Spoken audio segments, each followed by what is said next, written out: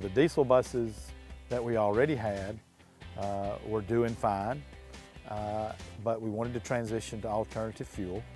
So the compressed natural gas seemed to be the logical transition for that because those buses will travel over 200 miles in a day. The important thing was we had to have the infrastructure to do it. We had to have a place to fill them up. We certainly don't have that here at our facility. We only have the diesel. So that's where the conversation with Piedmont Natural Gas got started.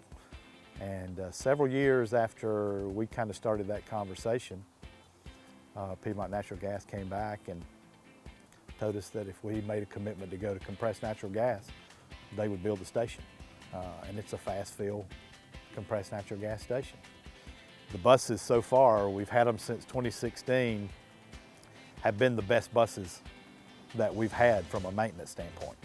Now naturally it costs more to buy them, but the cost of the fuel is a lot less than it is for diesel.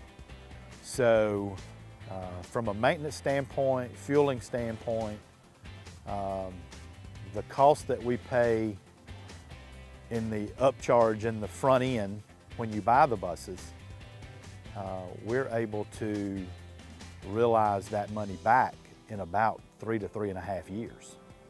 So that gives us another 8.5 years for operating the bus at a savings to the city because these buses, the useful life for these buses are 12 years. So, so that's naturally a benefit. The other benefit is less CO2, less all that stuff you don't like to smell when you get behind buses.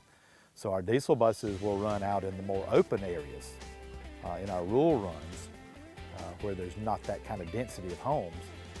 And then these buses will run in the more dense areas where we're not putting out all that smoke and particulates and CO2s and all the bad stuff that kind of comes out of the exhaust. We do very well, and the buses are pretty close to each other as far as fuel and those kind of things on the in city routes. But when you get out on longer routes, the diesel buses seem to be a little bit more efficient. Plus, you know, since 2010, the diesel buses added the diesel emissions fluid to the buses that make those a little cleaner because it sprays the fluid into the exhaust system to kind of burn up a lot of that kind of stuff before it comes out of the exhaust system. To make sure that we were able to efficiently and effectively work on everything that we have, we built our CNG facility for maintenance.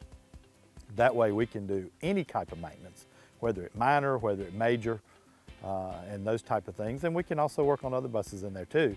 It's just designed and made to where the CNG buses can be operated on safely. Gas rises, unlike diesel that falls to the ground, gas rises up. So everything had to be 18 inches or more below the ceiling so that as the gas went up, it didn't get around lights, it didn't get around heaters, it didn't get around those types of things. We have methane detection. So if in the facility, gas is leaking out of one of the buses and nobody knows it because you can't see it, you can smell it a little bit because if you've ever smelled natural gas, it's got a little bit of that sulfur smell, and they add that to it. Natural gas is actually odorless, but they add that to natural gas so that you and I could tell, you know, when we're around it. So, but we have methane detection, and if it detects anything, then it sounds an alarm inside the building, outside the building, has lights that come on, and it also turns the ventilation system on. So it automatically turns over the air in the building 8 times a minute. So this facility was built with 100% money from FDA, SCDOT, and the city didn't have to pay any match dollars for it. So it's 100% paid for.